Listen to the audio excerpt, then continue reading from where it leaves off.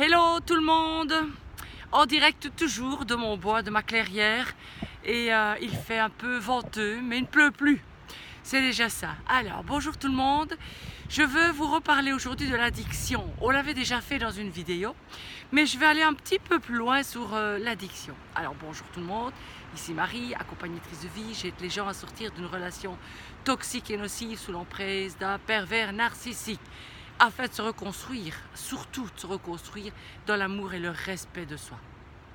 Alors l'addiction, tout ce que je vous dis ici, je suis passée par là, donc rassurez-vous, si je vous dis que j'ai les clés, c'est que j'ai les clés.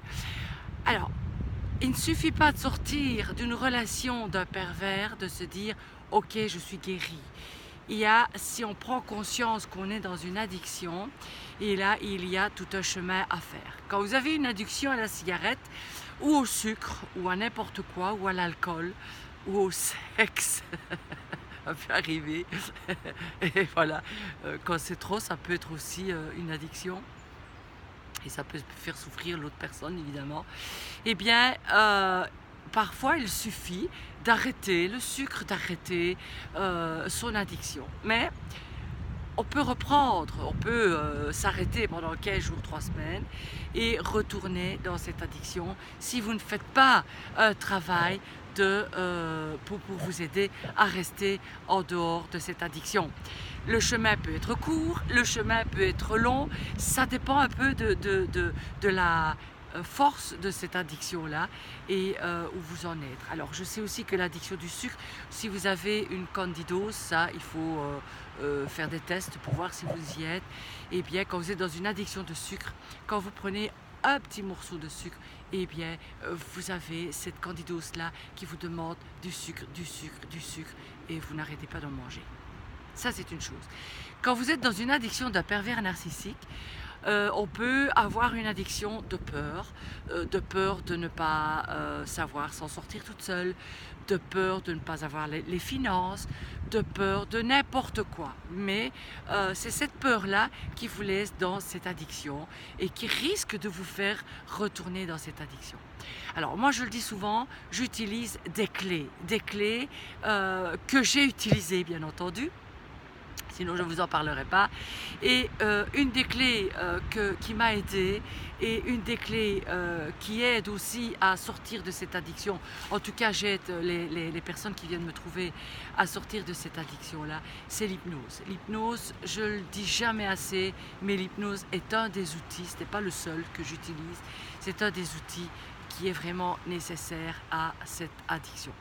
Alors, sortir de cette addiction-là tout seul, vous pouvez essayer, il n'y a pas de souci. Moi, je n'incite personne à me contacter.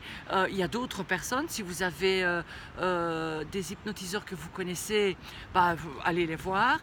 Ce n'est pas une séance, 2 séances qui vont vous aider à sortir de ça. Il y a un autre travail à côté. Moi, je n'utilise pas que ces séances, il y a vraiment un travail à faire. Et je l'ai encore remarqué il n'y a pas longtemps. Bien sûr, ça a un coût.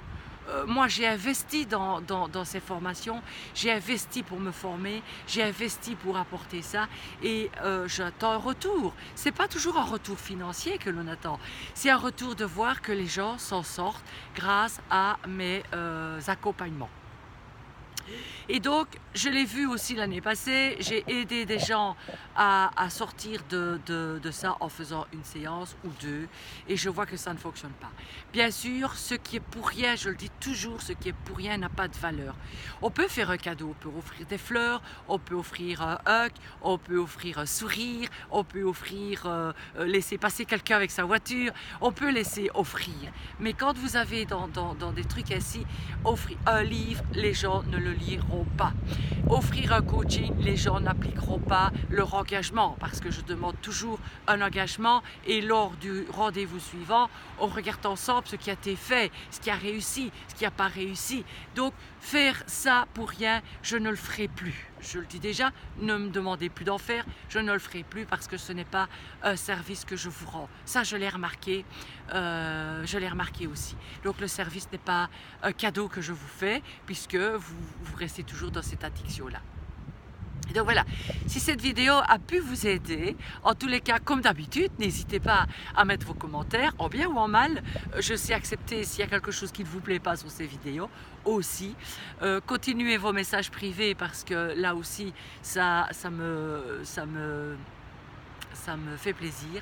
Et alors, n'oubliez pas, surtout, n'oubliez pas, ayons une addiction au bonheur. Je peux vous dire que quand on a une addiction au bonheur, eh bien, tous les cadeaux du ciel vous arrivent. Bien sûr, je peux aussi me retrouver dans une phase de démotivation. Ça m'arrive encore et ça m'arrivera encore. Je ne suis pas une extraterrestre, bien entendu, qui ait les clés pour tout, parce que parfois on les a pour les autres, mais on ne les voit pas pour soi.